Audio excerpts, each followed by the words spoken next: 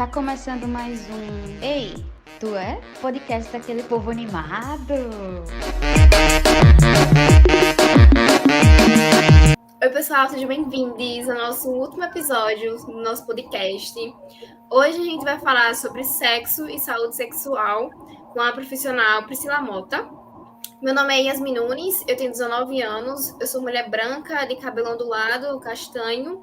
Eu tenho os olhos castanhos, uso um óculos lilás, estou usando uma camiseta amarela.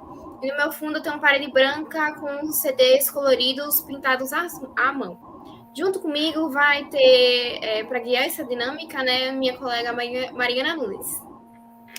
Oi, gente, bom dia. Meu nome é Mariana Nunes, eu tenho 21 anos. No momento, eu estou cursando o quarto período do curso de Psicologia, Universidade Tiradentes, Sergipe.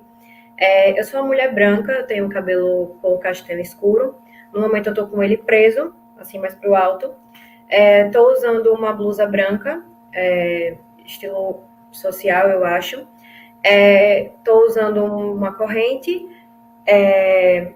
Como fundo, para mim, eu estou tendo um guarda-roupa branco.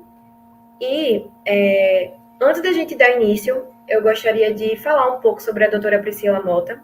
Primeiramente, agradecer a sua disponibilidade, doutora, por você estar aqui nesse momento e poder contribuir com esse podcast, que eu acho que vai ser muito enriquecedor, trazer coisas, elucidar coisas que, de fato, ainda às vezes é deixado de lado, ou precisa dar uma ênfase melhor, às vezes até alguém pode não saber. Então, eu acho que não só o papel de Yasmin e meu de estar guiando, e também como estudantes, né, mas também sua participação é essencial como profissional de saúde para poder elucidar de fato essas perguntas que vão ser vindas. Eu vou falar um pouco, gente, sobre a doutora Priscila Mota, né? Doutora Priscila é uma médica graduada pela Universidade de Tiradentes, com residência em ginecologia e obstetrícia, pelo Centro de Referência de Saúde da Mulher do Hospital Pérola Byington, São Paulo. Ela possui especialização em medicina fetal pelo Hospital das Clínicas da Faculdade de Medicina da Universidade de São Paulo e também em obstetrícia de alta complexidade pela Universidade Federal de São Paulo. Doutora, seja bem-vinda. Antes da gente, de fato, dar início à entrevista, a gente queria deixar esse espaço para você se apresentar e falar um pouquinho com o pessoal sobre você. Então, fica à vontade. Olá, gente. Um bom dia, boa tarde, boa noite, qualquer seja o horário que vocês estejam nos ouvindo. É um prazer estar aqui. Eu sempre gosto de estar falando sobre sexualidade. Acho que a gente cresce como sociedade toda vez que a gente abre espaços como esse para falar sobre sexualidade, né? Mas então, me apresentando um pouquinho, eu sou Priscila Mota, sou médica, especializada em ginecologia e obstetrícia. Gosto muito de falar sobre sexualidade. E vamos lá, meninas. O que vocês têm para me falar? Vamos conversar. Eu acho que, antes de fato de eu iniciar a minha primeira pergunta, eu queria só trazer como foco um fato que ocorreu, mais especificamente no ano de 2010. Essa política, ela foi integrada, mas ela foi integrada muito tardiamente, que foi a Política Nacional de Atenção Integral da População LGBTQIAP+. Essa política, ela tinha como objetivo promover o enfrentamento de discriminações, de iniquidades e expandir o acesso às ações e serviços de saúde com qualidade. A gente sabe que esse fato, essa política que eu queria trazer primeiramente como foco, ela é um avanço, por isso que eu trouxe. No entanto, isso ainda não é muito bem concebido, principalmente no âmbito da saúde. Ainda existe dentro do setor da saúde esses padrões heteronormativos que a gente sabe que vai acontecendo na prática, e essa prática está relacionada à clínica, entre outros locais de trabalho do âmbito da saúde. Então, a gente sabe que, devido a esses padrões, existem também muitos problemas com isso, né? Você está ali, você como profissional, e você não é muito bem preparado ainda para isso, até porque ainda ocorre o uso incorreto do nome social da pessoa ali. Existe também uma falta de informação sobre os riscos de ISTs. Então, assim, se a gente for trazer para isso que eu acabei de falar, para a realidade atual, que a gente está tendo agora, que é uma entrevista com uma profissional, uma mulher, uma profissional que ela está tendo como intuito cuidar da saúde da mulher. Então, uma profissional que com certeza já deve ter visto isso na prática, já deve ter vivenciado esse preparo assim um pouco mais diferente em relação a essas questões, ainda esses padrões heteronormativos dentro da clínica. Então, acho que você já deve ter percebido isso e os riscos que isso pode trazer. Então, para dar início à pergunta, eu gostaria de saber como foi a sua graduação para estudar temáticas voltadas para LGBTQIAP+. Você chegou, de fato, a ter essas discussões dentro da sua área? Você acha que a Faculdade de Medicina contempla essa necessidade? Bom, gente, vejam, a Faculdade de Medicina, ela inclui, sim, no seu conteúdo programático, o estudo da sexualidade humana. Entretanto, esse estudo ele é muito mais voltado para o cunho biológico e reprodutivo. Então, muito do que a gente fala na Faculdade de Medicina tem a ver com a reprodução humana. Pouco ou nada se fala sobre os aspectos relacionais da sexualidade humana, né? A gente precisa lembrar que nós somos seres humanos que não só estamos exibindo e expressando nossa sexualidade por meio do ato sexual em si, né? Nossas relações pessoais têm a ver com a nossa sexualidade. A maneira como a gente busca prazer e como a gente se expressa para o mundo tem a ver com a nossa sexualidade. Isso, infelizmente, não é abordado ainda de uma forma adequada na Faculdade de Medicina. E eu vou ser bem sincera para vocês, isso não foi abordado durante a minha graduação. Eu não tive nenhuma oportunidade durante a graduação de discutir conceitos relacionados à saúde LGBTQIP+. Não tive, né? E depois da graduação, eu fui fazer ginecologia e obstetrícia, e ao longo dessa minha formação em ginecologia, aí sim eu tive a oportunidade de ter contato com um ambulatório de sexualidade humana, que mais uma vez eu vou falar para vocês, onde eu tive a oportunidade de encontrar principalmente mulheres cisgênero, cis hétero. Né? Então, eu tive pouquíssimo ou quase nenhum contato, por exemplo, com pessoas intersexuais, com pessoas trans, porque, mais uma vez, aquele serviço se direcionava para o padrão hétero, cis, normativo, que a nossa medicina e a nossa sociedade tenta tanto introjetar na nossa mente, né? Então, assim, o pouco contato que eu tive com mulheres trans, homens trans, pessoas intersexuais, e todo o conhecimento que eu tenho a respeito do assunto foi muitas vezes buscado por mim mesma. Eu não vou dizer para vocês que não existem cursos específicos, existem. Hoje a gente tem cursos de ginecologia endócrina, onde a gente pode abordar conceitos como hormonização, né, justamente para as pessoas trans que querem transicionar de gênero. A gente conversa durante os congressos sobre cirurgias de readequação de gênero, mas na vida prática, quem não busca individualmente esse conceito, esse conhecimento, muitas vezes ele não é apresentado assim na faculdade de medicina ou durante a graduação. Então, muito do que eu sei foi que eu estudei. Eu tenho um curso de sexualidade em andamento e muito do que eu sei foi por meio de uma busca individual.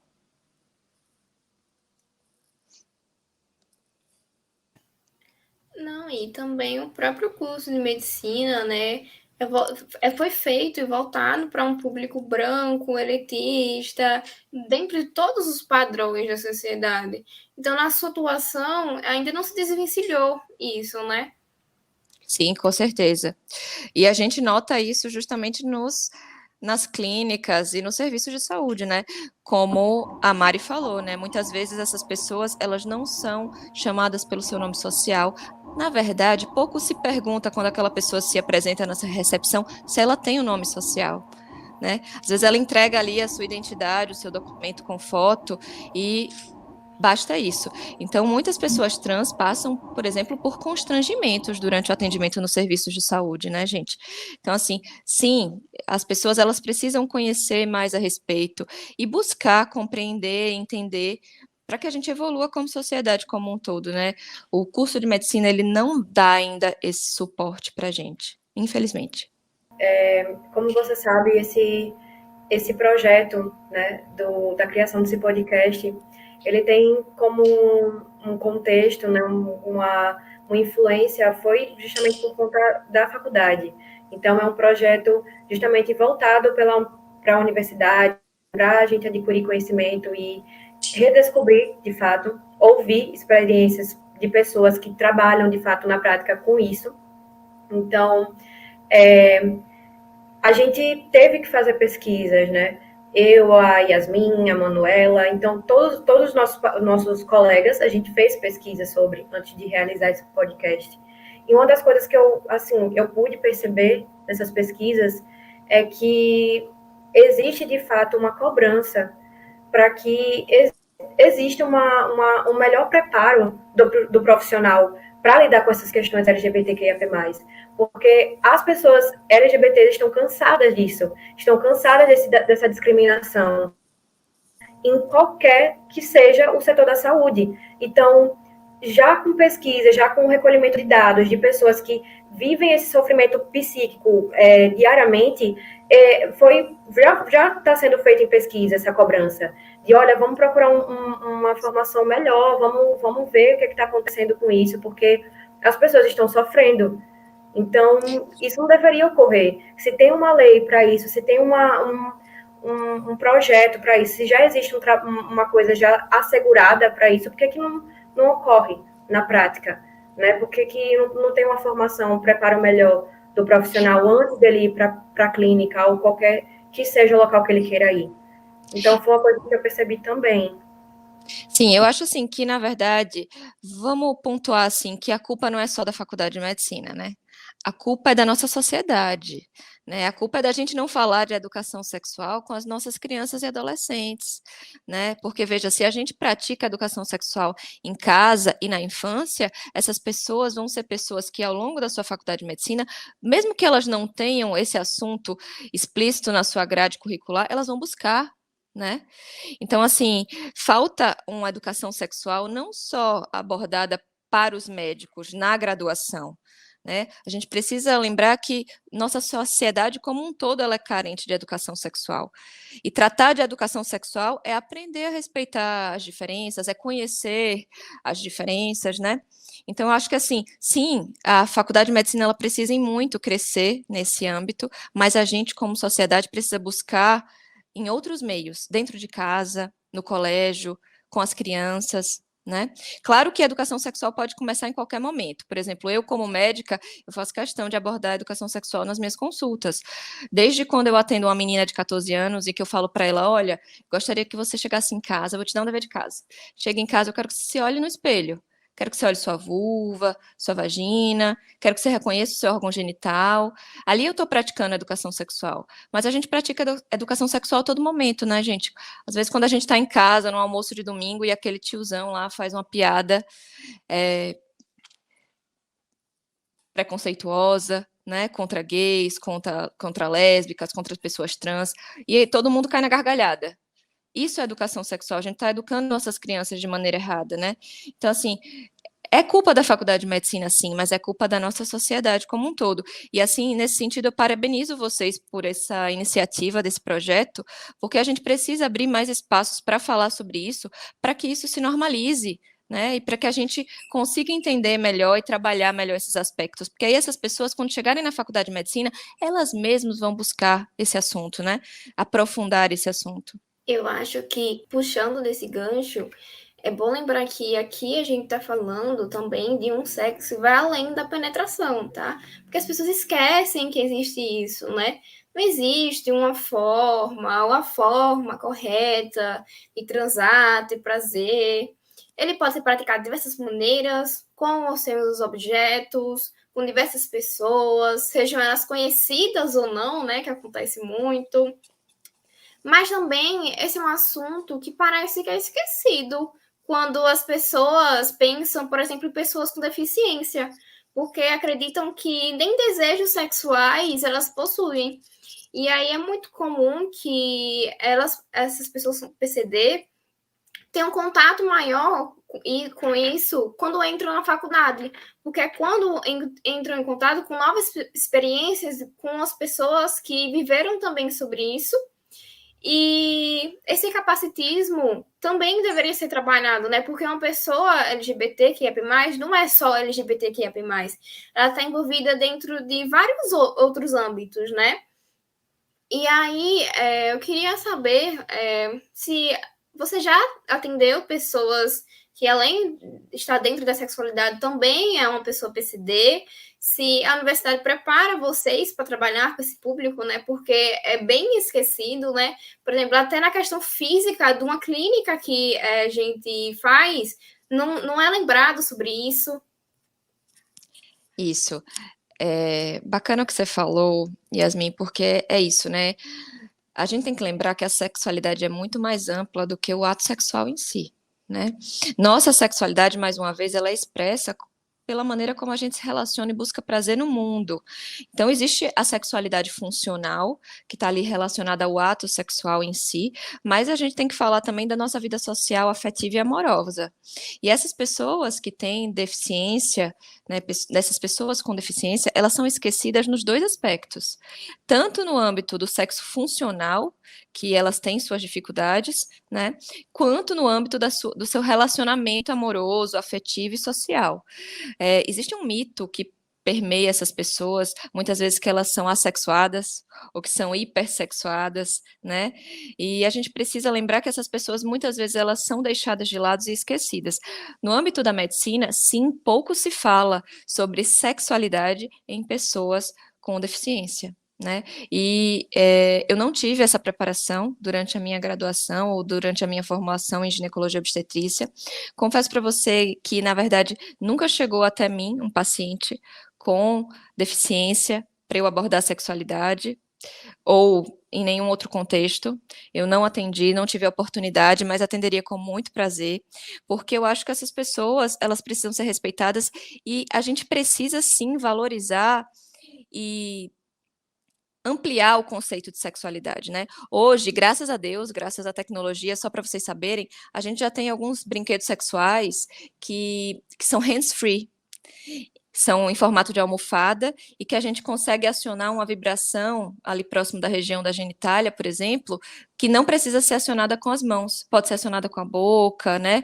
Então, isso é uma maneira que a tecnologia vem avançando para apoiar a sexualidade dessas pessoas. Mas a gente precisa lembrar que a gente tem várias áreas erógenas no nosso corpo. A gente vive numa sociedade que genitaliza muito o sexo. A gente fala de genital quando a gente fala em sexo. Vem na nossa cabeça a ideia de genital. E, gente, a gente pode ter o mesmo prazer estimulando outras áreas do corpo, né? A gente tem várias áreas erógenas. E essas pessoas, elas precisam ter essa oportunidade. E a gente precisa desmistificar a ideia de que essas pessoas, elas não têm desejo e não têm orgasmo. Não é bem assim, elas têm, né? E elas precisam ser acompanhadas e tratadas caso elas não tenham. Né? Se aquela pessoa não tem desejo sexual, ela é uma pessoa como qualquer outra que precisa ser acompanhada no ambulatório de sexualidade, por exemplo, para que a gente tente entender e tratar isso, né? Mas infelizmente eu ainda não tive a oportunidade de acompanhar uma pessoa com deficiência e nem abordar nenhuma questão de sexualidade. Eu acho que muitas vezes essas pessoas evitam e elas têm vergonha ou receio em buscar o serviço de saúde, sabe? Principalmente para buscar esses assuntos. É muito sobre isso. Se elas não se sentem acolhidas, se elas veem que não tem preparo, e também até o próprio estímulo, né, de ir, por exemplo, a um ginecologista, porque geralmente só associa a ginecologista a sexo, saúde sexual, que só precisa quando eu tô com algum problema. E mais do que isso, né? Essas pessoas, assim como a maioria das mulheres, são castradas desde cedo. Então, ali, seus próprios pais falam: não, essa pessoa ela não vai se relacionar, ela não vai casar, ela não vai ter filhos, ela não precisa se satisfazer sexualmente. Então, para que eu vou investir nisso, falar sobre isso, né? Só que essas pessoas são pessoas como qualquer outra, quaisquer outras, né? Que têm desejo sexual, que podem ter orgasmo. Então, falta a gente valorizar isso e reconhecer isso. É engraçado como uma coisa liga a outra, porque justamente a pergunta que eu ia fazer puxa o gancho para esses padrões mesmo heteronormativos que acontecem na clínica, né? Que eu acho que puxando também para o que a própria doutora disse, né? Que isso não vem... Porque, na verdade, uma coisa acaba influenciando a outra, né? Se a sociedade não discute sobre saúde sexual, não discute sobre Enfim, todas essas questões que a gente acabou trazendo, isso vai se refletir na forma como a pessoa vai buscar uma faculdade, vai buscar estudar sobre o assunto, porque se a sociedade não fala sobre isso, quem vai falar sobre isso? Então, é justamente em cima desse não falar que se nascem as pesquisas, que se nascem estudos sobre isso, porque é justamente uma coisa que fica ali, de lado, de canto, sendo que existe. É só que a gente não fala. Então, pode falar. Não, eu ia dizer só que assim, e é porque a sexualidade ela é tida como um tabu, e a gente quer sempre falar de sexualidade, a gente quer passar a responsabilidade de falar sobre sexualidade para o outro. Então os pais pensam assim, vou deixar a escola abordar a sexualidade. A escola pensa, não, na verdade isso é um papel dos pais. Gente, na verdade isso é um papel nosso, enquanto indivíduos, enquanto sociedade, e a gente tem que falar sobre sexo, seja com os nossos amigos, seja com os nossos filhos, seja com os nossos pacientes, como profissional, qualquer que seja a nossa profissão, né? Somos seres sexuais desde o momento que nascemos, e a gente expressa a nossa sexualidade desde o momento que nascemos. A gente nasce e o nosso prazer, nossa forma de expressar prazer, primeiramente, é pela cavidade oral. Então a gente sente prazer ali na sucção, no mamar, no chupar uma chupeta, uma mamadeira, né? E aí, por enquanto, parece tudo bem para os pais. Os pais não se atentam a isso ou não reconhecem isso como sexualidade, mas isso já é sexualidade. E aí, lá por volta dos 6, 7 anos de idade, aquela criança começa a desenvolver sua fase fálica. E aí ela começa a reconhecer seus genitais e tocar seus genitais. E aí, mais uma vez, porque a gente genitaliza o sexo, aí os pais, poxa, caramba, o que está acontecendo? Agora o meu filho está começando a desenvolver a sexualidade. E muitas vezes é aí, principalmente a mulher, é castrada. E a pessoa com deficiência, se ela já tem deficiência desde essa fase da infância, ela é castrada, né? Então, gente, a gente precisa parar de castrar as pessoas, porque aí a gente cresce como seres humanos que temos vergonha dos nossos órgãos genitais, né? Que não conseguimos buscar prazer, temos vergonha de buscar e falar sobre prazer. Né? Então, assim, tá tudo errado, assim, desde muito cedo, desde da gente como indivíduo não falar isso com os nossos familiares, nossos filhos, né? Com certeza. E como eu acabei dizendo, né, uma coisa sempre se liga à outra. Então, é uma raiz mesmo, é uma raiz profunda que vai se assim, vai levando para outros patamares, vai levando para outros locais que a gente sabe que hoje em dia é necessário para a gente se discutir. Então, eu acho que trazendo mesmo para esses padrões, que são esses padrões heteronormativos que acontecem mesmo no âmbito da saúde, como a própria doutora disse, a pessoa, seja PCD, seja a pessoa PCD, LGBT, enfim, quaisquer sejam as pessoas que precisam ser atendidas, que precisam discutir sobre isso mais a fundo, se elas observarem esse mau preparo, vamos dizer assim, do profissional para lidar com a questão dela, ela vai se afastar, ela não vai querer buscar ajuda. Então, isso é muito grave, porque existem milhares de pessoas, assim, que estão precisando de uma simples assistência médica e ela vai procurar e não vai ter. Uhum. Então, se a gente, por exemplo, for voltar de fato no tempo novamente, eu acho que mais especificamente no ano de 2009, ocorreu a portaria número 1820. Ela deu a possibilidade da adoção do nome social e o reconhecimento da identidade de gênero garantidos a essa população no cartão do SUS e nos prontuários de atendimento. Então, a gente sabe que é garantido por lei que essas pessoas se sintam asseguradas ali no momento e não passem por discriminações, porque por lei está ali que você vai identificar a pessoa pelo gênero dela, pelo pronome que ela queira usar, pelo pronome que ela se identifica, pelo que ela está ali, por ela. Então, se a gente for trazer isso para a realidade de uma pessoa trans, por exemplo, a conta não vai fechar no momento que a pessoa trans vai precisar de ajuda, de uma simples assistência, e assim que ela for se cadastrar ali, vão olhar para ela e simplesmente vai ver aquele nome social dela e não tem como você ter essa assistência. Então, o preconceito, a discriminação, ele já ocorre no momento que a pessoa vai procurar uma simples ajuda, uma simples assistência médica. É um erro no pronome, é um erro no nome social. Então, assim, de fato a essas raízes da sociedade. Então, eu acho que se a gente for também para além disso, para o âmbito da ginecologia, mais especificamente, a pessoa que está ali querendo, ela é uma pessoa trans e ela está precisando de ajuda, ela está com problema no útero, por exemplo, e a opção que se dá é ou você retira o ovário ou você retira o útero. E a gente sabe que, tipo, ambos vão fazer com que aquela pessoa não tenha oportunidade de ter filho. Então, já se retira daí a oportunidade da pessoa viver a paternidade dela. Então, cadê a humanização, né? A gente pensa, a gente voltando, não só a humanização da formação da faculdade de medicina, mas a humanização da gente, de como a gente se reconhece, de como a gente olha para a gente e a gente vai olhar para aquele outro ser humano, sabe? Então, é tão grave isso. São pessoas que elas precisam de ajuda, elas precisam ser escutadas e o que se faz é, de fato, não escutá-las. Não dar a oportunidade delas viverem com saúde ou viverem aquilo que por lei está garantido, né? A gente sabe que na prática é totalmente diferente. Então, para dar início à minha pergunta, doutora, eu gostaria de saber se você já atendeu uma pessoa trans, como foi esse processo? E também, a gente gostaria de saber se mulheres trans também vão ao ginecologista.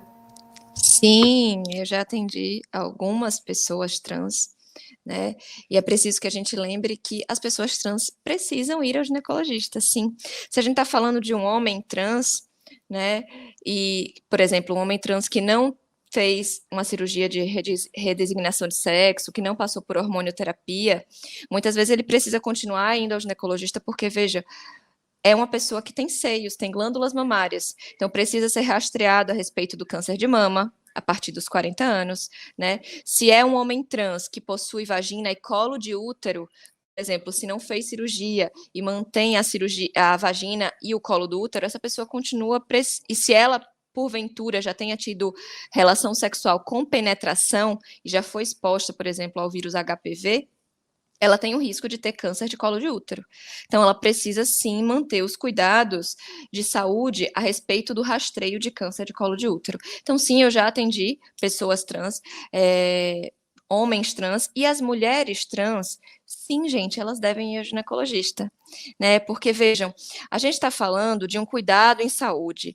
O ginecologista, ele não é só o médico que vai olhar a sua mama, sua vagina e sua vulva. Muitas vezes é aquele médico que você vai anualmente e que ele faz uma avaliação rotineira de sua saúde de maneira geral. E daí, se você precisa, ele acaba lhe encaminhando para outros profissionais. Então, a mulher trans, ao comparecer a um consultório de ginecologia, primeiro, em primeiro lugar, ela está exercendo o seu papel como mulher. E muitas vezes isso é muito importante para aquela pessoa, para ela se expressar socialmente. Para ela é uma vitória muito grande conseguir ir numa ginecologista.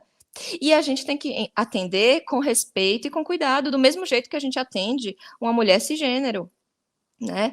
Então, assim, a gente. E outra coisa, mulheres trans, muitas vezes que passam por cirurgia de modificação do corpo, elas constroem uma vagina e a gente pode colher, inclusive, exame de Papa Nicolau, acreditem, né? A gente pode avaliar as mamas da mesma maneira. Então, eu acho sim que é muito importante tanto homens trans, no contexto do rastreio do câncer de mama e do câncer de colo de útero, buscarem a ginecologista, quanto as mulheres trans. E, mais uma vez, os homens trans, como a Mari falou, né, podem ter qualquer doença relacionada ao útero, se eles ainda mantêm o útero, né? Podem ter menstruação irregular, podem ter mioma, podem ter endometriose, e a gente precisa tratá-los de acordo com essas patologias, né? Então, eu já atendi, tenho alguns pacientes trans que atendo e acompanho e trato com o maior respeito, porque para mim não existe diferença se aquela pessoa trans ou é cis, né? E essas pessoas, elas precisam buscar o serviço de saúde. E é como a Mari falou, muitas vezes o próprio serviço de saúde afasta essas pessoas pela maneira como trata, desrespeita e trata de forma preconceituosa, né? Gente, a gente precisa modificar todo o nosso sistema de saúde, não é só o médico, porque muitas vezes quem faz esse contato preconceituoso é a atendente, é o porteiro, é a servente, né? Então, mais uma vez, a culpa às vezes não é nem só do médico, né? Às vezes é do contexto todo do serviço de saúde. Então, todas essas pessoas, elas precisam buscar um atendimento mais respeitoso e cuidadoso. Porque, às vezes, a mulher trans, ela até foi no ginecologista, gostou, mas a atendente não aceitou o nome social dela e na hora de chamar ela, chamou de uma forma inadequada. E aí ela talvez não volte nunca mais. E daí você está perdendo o cuidado em saúde de uma pessoa que merece um cuidado de saúde, né? Então, a gente precisa lembrar que essas pessoas precisam manter o segmento, o acompanhamento em saúde. Só um adendo, doutora, sobre o que eu falei, né, de acontecer até no âmbito da ginecologia mesmo, dessa discriminação com a oportunidade do homem trans viver, que era realmente um exemplo de um homem trans, né? Como eu falei no início, antes da gente realizar todo esse podcast, teve toda uma pesquisa de cada integrante desse projeto. Então, eu tive a oportunidade de ler sobre um caso que me deixou muito, muito, muito mexida. Por isso que eu citei ele aqui, que foi o caso do Nathan Vitoriano, acho que é assim o nome dele. Perdão se eu acabar errando. Eu acho que esse caso foi até em São Paulo, não sei exatamente se uma outra fonte a mais, mas ele se sentiu desrespeitado enquanto o homem trans a viver a sua paternidade, porque foi exatamente como eu disse, ele estava com um problema no útero, bom, resumidamente, né, porque é claro que existe toda uma contextualização ali, ele ainda foi procurar outros meios para tentar não precisar passar por isso, mas ele estava com um problema no útero e, resumidamente, a única oportunidade que deram para ele foi ou retirar o ovário ou retirar o útero. E isso chocou ele. Assim, eu estava lendo num site, então, na entrevista deixaram bem claro como ele estava se sentindo. Ele disse, eu me senti desrespeitado, tipo, foi basicamente isso, porque ele percebeu que não davam a oportunidade dele exercer a paternidade dele um dia. Então, isso é muito chocante. É muito, muito chocante, porque como você mesma disse, você vai atender do mesmo modo que você vai atender uma mulher cis, sabe? Então, por que ainda ocorre essa indiferença? Por que ainda ocorre esse desrespeito?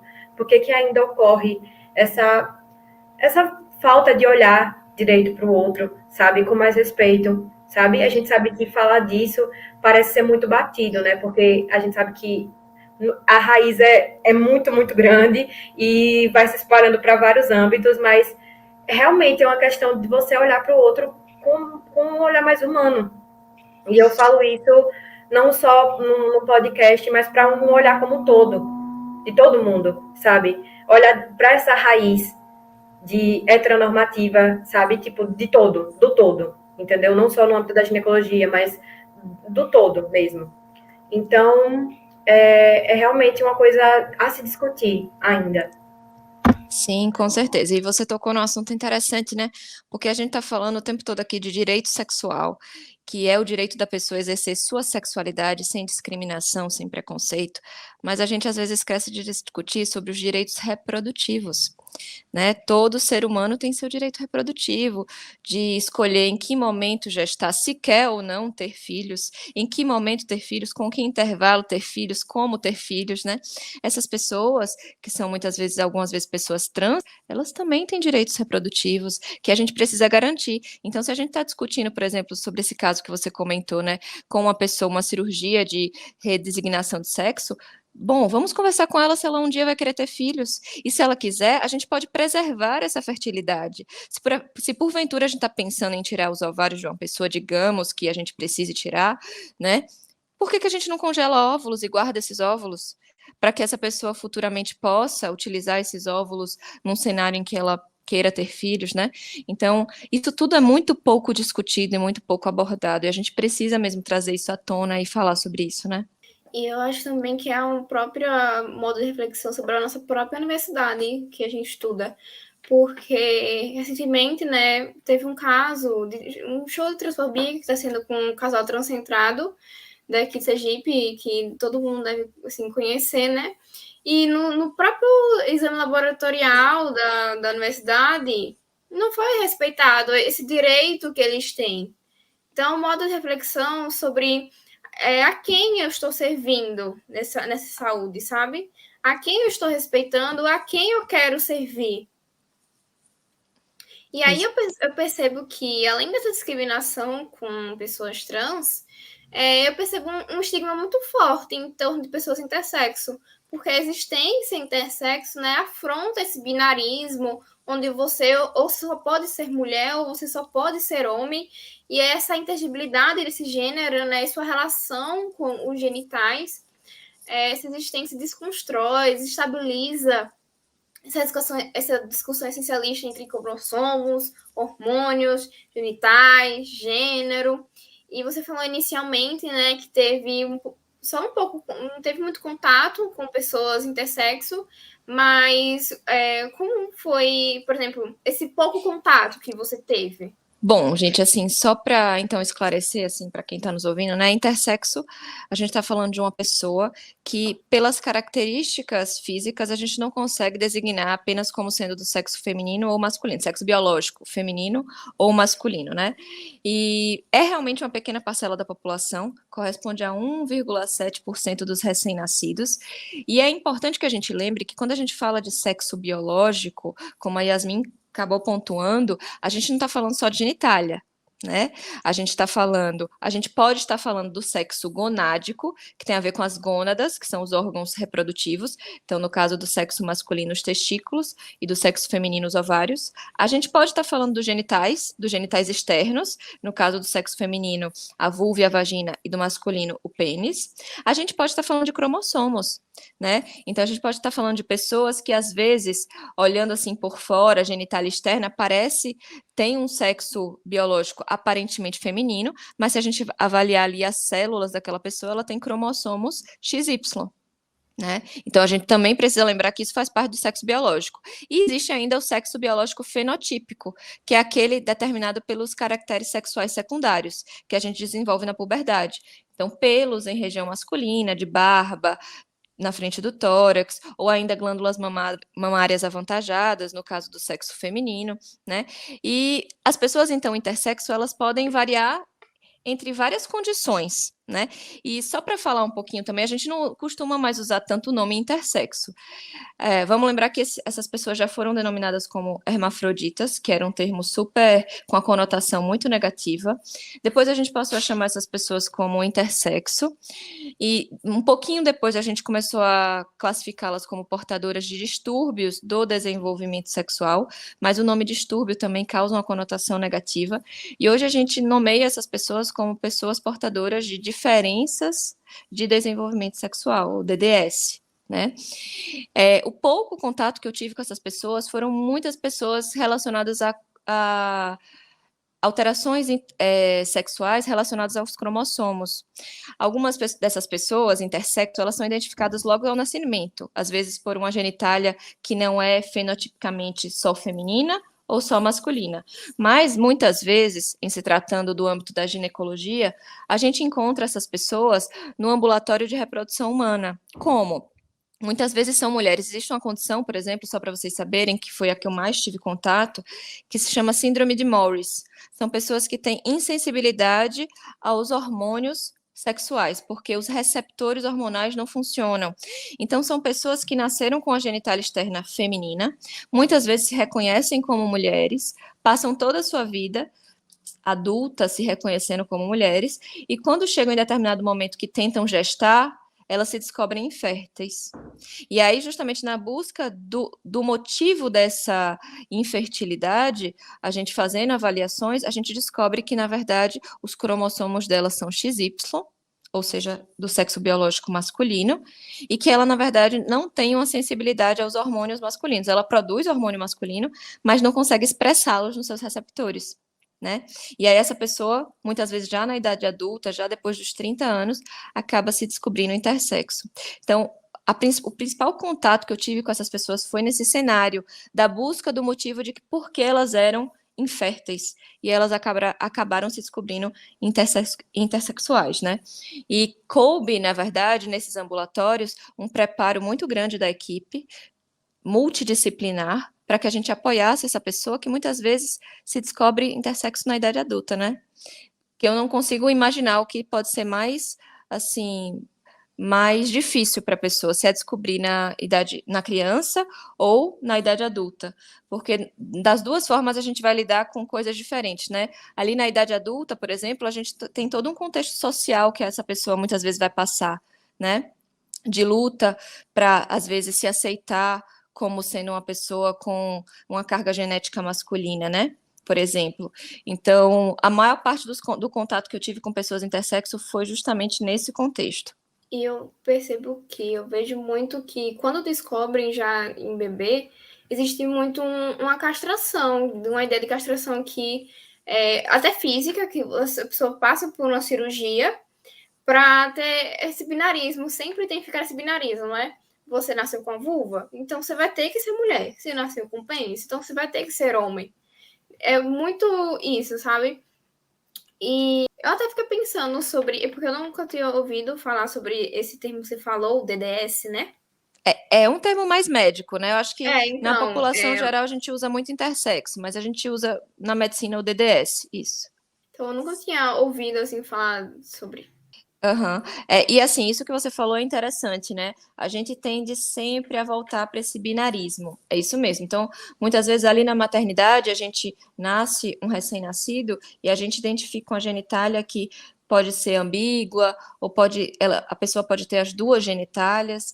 E aí o que acontece são dois movimentos. Um movimento que defende que essas crianças devem ter uma correção cirúrgica ao nascimento, e aí muitas vezes cabe aos pais decidir o sexo da pessoa, né? E existe uma outra corrente que prega, da qual eu concordo, que essas pessoas elas cresçam e pelo menos cheguem à infância ou o início da adolescência para que elas possam se descobrir como de um sexo ou de outro, né? Ali por volta dos 3 anos de idade, a gente começa já o desenvolvimento da nossa identidade de gênero. Então, por que não esperar para que essa criança ou esse adolescente possa se identificar com um sexo ou outro, para que aí sim a gente possa ajudar essa pessoa caso ela queira passar por uma cirurgia de mudança da genitália, né? Então, a gente acaba vivendo justamente isso, esse binarismo, né? Essa heterocisnormatividade que faz essas pessoas muitas vezes passarem por constrangimentos e dificuldades ao longo de sua vida, né? Se já existe, né, essa falta de respeito e de informação com relação à pessoa intersexo, você imagine sobre ISTs, né? Para todo mundo. Não só, tipo, uma pessoa PCD, uma pessoa intersexo PCD, seja lá, sabe? Uma pessoa LGBT, enfim.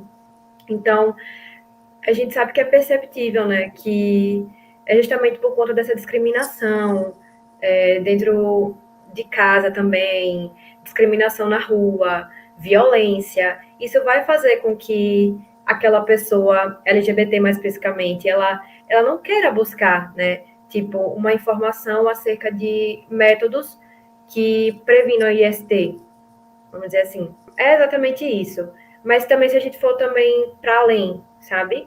Essa questão de também um despreparo emocional, né, desse público acerca de métodos de prevenção, identificação e curas de ISTs, né?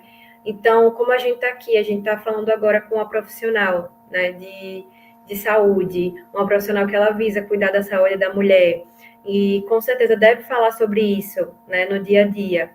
A gente queria também trazer como um meio de trazer informação ao público, sabendo desses problemas já existentes, né? Enfim, trazer informações para que essas pessoas possam ter uma vida sexual um pouco mais segura. A gente gostaria de saber como são transmitidas as ISTs. Também existe os riscos dos acessórios sexuais no dia a dia das pessoas. Como isso acontece? Já apareceu isso para você? E, por fim, após uma infecção, como essa pessoa pode retomar a vida sexual? Sim, eu enxergo que existe um desconhecimento muito grande, né, das pessoas a respeito de IST. E, mais uma vez, a gente vive essa sociedade que genitaliza o sexo e, mais do que isso, que torna o sexo falocêntrico. Então, veja, tudo que a gente fala de IST na mídia fala de prevenção de IST voltada muitas vezes para o público masculino, né, para o pênis. Tá aí nossa camisinha masculina, que é a mais vendida. Se vocês forem ali numa farmácia e perguntarem quantas camisinhas femininas são vendidas por dia, talvez a gente chegue ao número de 0, né? Porque realmente a gente vive uma sociedade muito falocêntrica, tudo tem a ver com o pênis. E a gente precisa aprender a se cuidar e entender que as ISTs elas podem ser prevenidas de outras maneiras. Ainda mais quando a gente fala, por exemplo, de sexo praticado entre mulheres, né? A gente precisa falar de outras formas de prevenção de IST. Né? E aí, nesse contexto, a gente precisa lembrar que, por exemplo, no sexo entre mulheres, a gente precisa tomar bastante cuidado com os brinquedos sexuais, né? Eles são maravilhosos na busca pela nossa liberdade sexual e no auxílio da busca do prazer, lembrando mais uma vez que a gente não precisa de outra pessoa para ter prazer, né? Mas se a gente pode ter prazer com outra pessoa e com um objeto sexual também, pode ser. Então a gente precisa ter bastante cuidado com o compartilhamento desses brinquedos sexuais, dos sex toys, né? Então, a higienização adequada. Se a gente está falando do sexo entre duas mulheres, o ideal é que não exista compartilhamento desses objetos, ou ainda, se eles forem compartilhados, que seja feito uso de preservativos, sejam do sexo preservativo masculino ou feminino, para encapar esses objetos, né? E que esse preservativo ele seja trocado toda vez que passar para parceria. Então, uma usa e a gente troca o preservativo para passar para outra, né? Então, esse é um cuidado muito interessante no cuidado da prevenção de ISTs. Ainda falando do sexo entre mulheres, existem hoje pouco disponíveis no mercado brasileiro, mas dedeiras, né? Que seriam mais ou menos como um preservativo em que a gente coloca no dedo para poder manipular a região genital da parceira. Né? A gente pode ainda, pensando no sexo oral, o ideal, gente, é que o sexo oral ele também seja praticado com proteção. Não é só a penetração que precisa de proteção, né? Então, muitas vezes a gente esquece disso.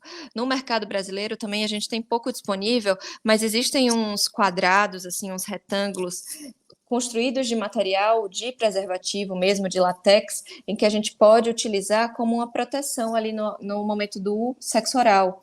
Outra maneira mais fácil e mais acessível é pegar uma camisinha masculina, cortar a ponta dessa camisinha, e aí a gente vai ter só uma rodela, né? E daí a gente corta de novo no meio e ele vai virar um retângulo, né? E esse retângulo ele pode ser utilizado ali durante o ato do sexo oral. Essa é uma outra maneira de se prevenir contra ISTs. E ainda falando dessa prevenção de ISTs, é preciso que a gente busque a maneira como a gente adquire ISTs. Então, geralmente é pelo contato de fluidos, pelo contato direto da mucosa, né? Então, pelo contato de vulva com vulva, de vagina com pênis. Todas essas são maneiras de aquisição de DSTs. E a gente precisa ter bastante cuidado nesse contato com o uso de mecanismos de barreira, e é por isso que o preservativo entra nesse cenário. Toda vez que a gente tiver oportunidade, a gente deve ir ao ginecologista ou a um médico para avaliar se tem alguma coisa. Então, uma vez ao ano, mulheres sexualmente ativas ou até homens trans devem procurar ginecologista para que a gente possa identificar algum IST e tratá-las. A grande maioria das ISTs, elas têm tratamento, né? E o retorno à vida sexual, basta a gente tratar essa IST, muitas vezes a gente vai precisar tratar também a parceria sexual ou as parcerias sexuais, né? E após esse tratamento, o retorno à vida sexual deve ser feito de maneira responsável, mais uma vez com os cuidados para que não seja adquirida novamente outras ISTs, né? Então, esse é o principal cuidado que a gente precisa ter, com mecanismos de barreira, tanto no uso dos objetos sexuais, quanto no próprio contato das genitálias. Eu acho importante lembrar aqui, quando a gente fala em sexo entre mulheres, a gente também deve lembrar que existem mulheres trans. Geralmente, quando a gente pensa sobre isso, só pensa em mulheres cis, e até na questão de engravidar. Eu não preciso de anticoncepcional porque eu sou trans com mulheres.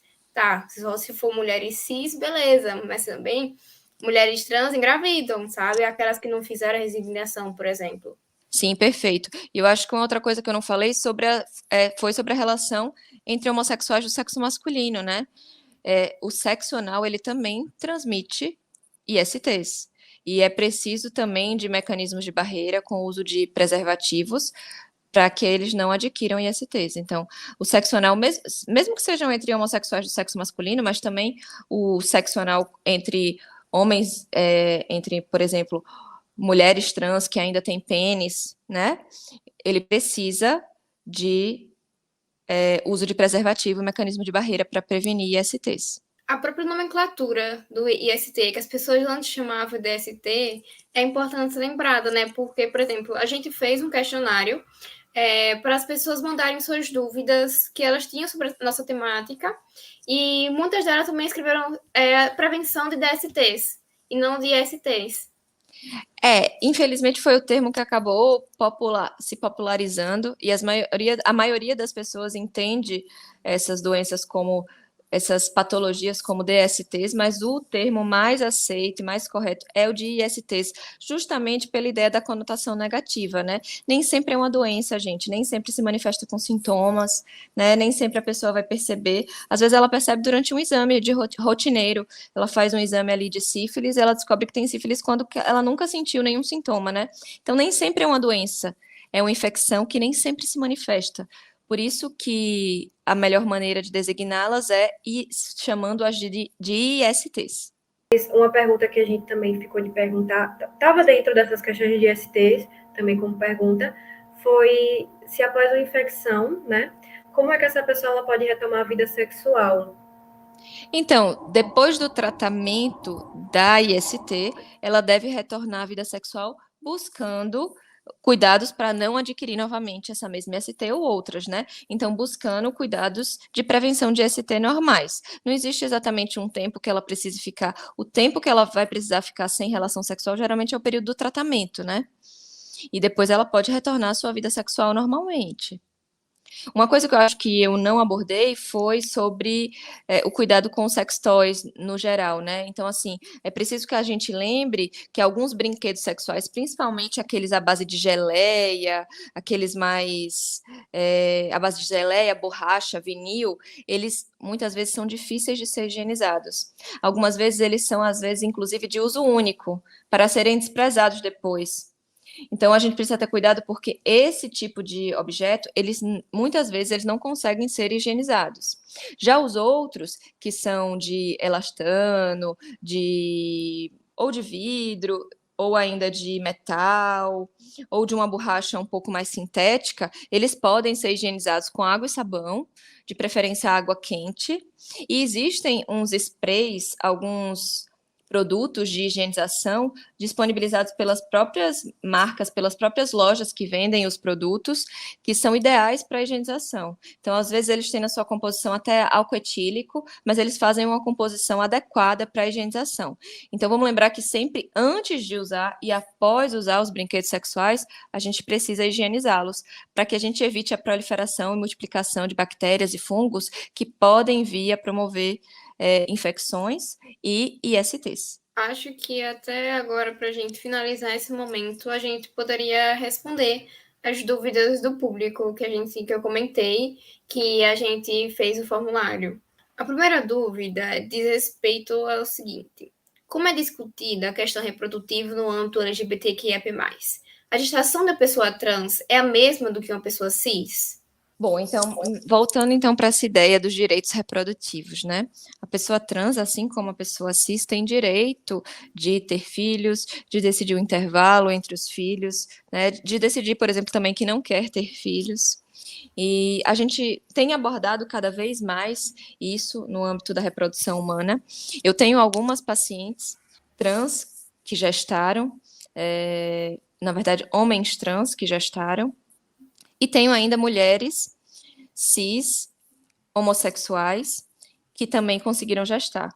Então, quando a gente fala de casais homossexuais, por exemplo, do sexo feminino, a gente tem que lembrar que o Brasil ele dá o direito de reprodução assistida para essas mulheres, né? Então, eu tenho alguns casais, por exemplo, em que houve uma gestação compartilhada. Como é que funciona isso? Uma das mulheres envolvidas no casal, elas doam o seu óvulo, né? Esse óvulo ele é trabalhado no setor da reprodução humana. A gente acaba adquirindo um esperma de um banco de doadores. O Brasil ele não permite que a gente use esperma de pessoas conhecidas, então a gente acaba adquirindo de pessoas anônimas de um banco de doadores. É feito então a união dos dois gametas, do óvulo de uma dessas mulheres com o espermatozoide da outra, e esse embrião ele é introduzido no útero da sua parceira, da parceria sexual. Então a gente acaba tendo uma gestação compartilhada, que a gente chama. E muitas vezes essas duas mulheres conseguem amamentar, né? E depois que o bebê nascer. Então, quando a gente fala de duas mulheres cis, homossexuais, muitas vezes é assim que acontece no âmbito da reprodução humana. Quando a gente fala de homens homossexuais, funciona de uma maneira um pouquinho diferente, porque como a gente está falando de pessoas que não têm útero, no geral, a gente vai precisar, muitas vezes, de uma barriga de aluguel, que a gente chama popularmente, né? De uma barriga de substituição. E no Brasil, a gente sabe que essas pessoas que vão atuar como barriga de substituição, elas precisam ser parentes de até 4º grau das pessoas envolvidas, né? No Brasil, a gente não pode contratar uma barriga de aluguel. Fora do Brasil, por exemplo, nos Estados Unidos, existem pessoas que cobram por isso. No Brasil, a gente não consegue fazer isso. Então, o que a gente faz muitas vezes? A gente usa o esperma de um dos dois homens, a gente também busca de um banco de dados um óvulo doado, junta os dois e a gente acaba introduzindo esse embrião nessa barriga de substituição, nesse útero de substituição, para que seja gerada a criança e depois essa criança ela é entregue para os dois pais.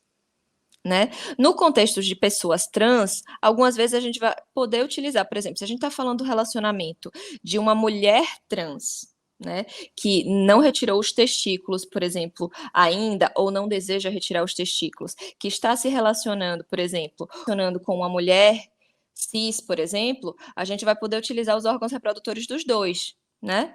Então depende um pouquinho do nosso contexto, mas quando a gente fala de reprodução humana, cabe justamente para pessoas, por exemplo, como eu expliquei, né? Um casal homossexual feminino ou um casal homossexual masculino, a gente consegue fazer essas técnicas de reprodução humana que eu acabei de citar. Então, assim, a gente precisa assegurar o direito reprodutivo dessas pessoas, né?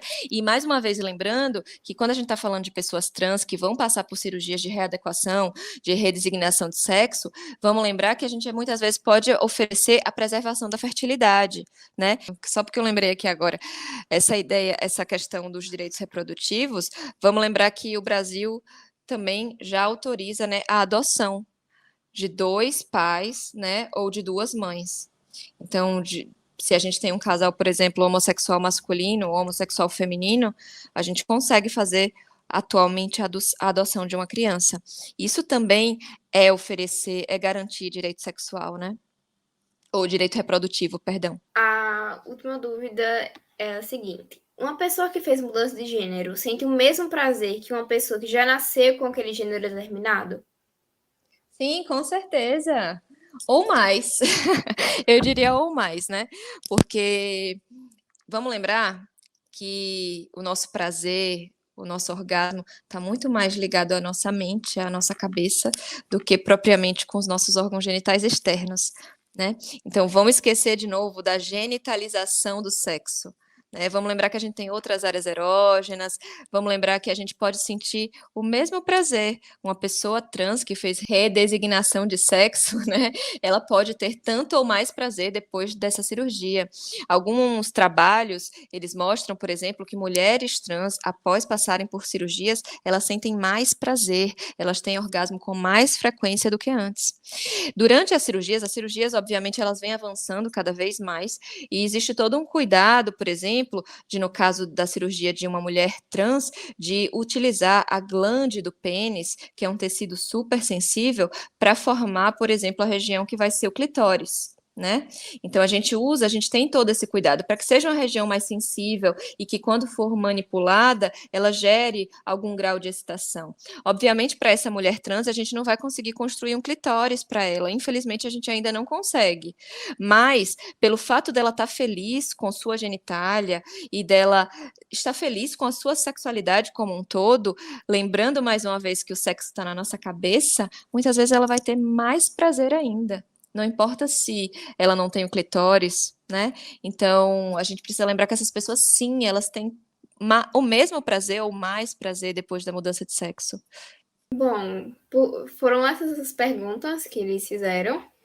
Então, queria agradecer pela sua disponibilidade, porque esse papo foi muito gostoso, passou muito rápido. Queria agradecer a Mari também por estar aqui, porque a gente passou um perrengue que a doutora você não tem noção. Eu que agradeço, né, gente? Eu queria agradecer de verdade a vocês por criarem esse espaço. Acho que assim, não tenho nada a dizer além de parabenizar vocês por isso. A gente precisa de mais espaços como esse na nossa sociedade para falar sobre sexualidade, né? Porque, mais uma vez, vou voltar a dizer, às vezes eu fico até sendo repetitiva, mas a sexualidade não tem só a ver com o ato sexual em si. A gente precisa lembrar que somos seres sexuais desde que nascemos e que nossa busca pelo prazer e a maneira como a gente se expressa tem a ver com a nossa sexualidade. Então, quando a gente começar a ensinar nossas crianças e adolescentes que sexo tem a ver com a maneira como a gente se relaciona com o outro, a gente vai entender que sexo é amor, gente. Sexualidade é falar de amor, é falar de relações interpessoais. E a partir do momento que as nossas crianças e adolescentes aprenderem isso, nós vamos crescer como sociedade, né? A partir do momento que a gente começar a entender a sexualidade além desse padrão hétero, cis, normativo, a gente vai crescer e dar conta de todas essas questões como sociedade. E espaços como esse criam a oportunidade de mais pessoas escutarem sobre o assunto e buscarem informação, né, para que a gente desmistifique tudo isso que está acontecendo, para a gente poder diminuir os preconceitos, né? Então, parabéns, vocês, estou muito feliz por ter participado e fico à disposição para qualquer dúvida ou qualquer outra questão. Eu queria também agradecer, aproveitando esse momento de compartilhamento, né, agradecer também a oportunidade da universidade estar oferecendo, né, esses projetos para que nós, alunos, busquem ir atrás de ideias que tragam isso que a doutora falou, o acesso à informação. Talvez não de uma maneira profissional, mas a gente traz o que a gente tem como ter acesso para que outras pessoas possam ter acesso, né? Então, eu queria agradecer a doutora por toda a disponibilidade que você deu para estar aqui nesse momento, trazendo informações às pessoas, informações essas que, infelizmente, elas ainda não são tão contempladas por todos, né? Às vezes por aquilo mesmo que eu citei lá no início, às vezes um olhar diferente para si mesmo, né? Devido à violência, devido à discriminação, devido a contextos familiares de desaprovação, as pessoas às vezes fogem de temas como esse. Então, a gente até que fluiu, nós fluímos na conversa, nós trouxemos informações muito boas, com respeito, com integridade, né? Na medida do possível, claro. Mesmo sabendo que a realidade é um pouco diferente, né? A gente está aqui, estamos vivendo e trazendo informações sempre. Então, muito, muito obrigada, doutora. Muito, muito obrigada, Yasmin, também, minha colega, minha parceira nesse trabalho. Você foi encantadora. Muito, muito obrigada. Eu, com certeza, não estaria aqui se não fosse pela sua ajuda. E agradecer a todos os outros integrantes, Manuela, Isabelle, todos esses, porque realmente foi um projeto feito com muito amor, com muito carinho e com muito intuito de evoluir, né, de revolução também. Então, muito obrigada a todos. Eu queria só trazer um dado, assim, que falei até com o Manu, eu vou dar uma olhada em uns dados, assim, percentuais, às vezes a gente acrescenta, assim, na discussão, né? Não sei se vocês sabem, mas eu li um estudo interessante falando que pessoas com ideação suicida ou tentativa de suicídio aparecem 2 a 4 vezes mais na população LGBTQIA+, né? Então vejam como a gente impacta quando a gente é preconceituoso, quando a gente não aceita, né? Quando a gente não tenta entender essas pessoas. Então, abrir espaços como esses são importantes, inclusive, para que a gente diminua o preconceito, né? E que a gente melhore a saúde mental das pessoas. Não é verdade? Eu acredito no olhar. Você mesmo até trouxe isso, né? Sexualidade é amor. A forma como a gente conversa com as pessoas, a forma como a gente quer trazer esse amor às pessoas, né? Essa forma de, olha, não é bem assim isso que você está fazendo, isso aí é um preconceito, né? Isso aí que você está falando é um estigma, é uma coisa que pode vir de dentro de casa mesmo, da própria sociedade, como a gente veio falando aqui esse tempo todo. Então, infelizmente, a gente ainda tem muito caminho pela frente.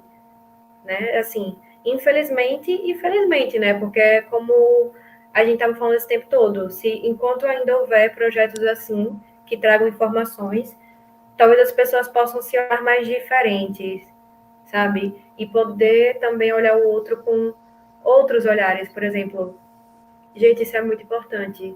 Às vezes o acesso, às vezes não, sempre o acesso de informação salva vidas.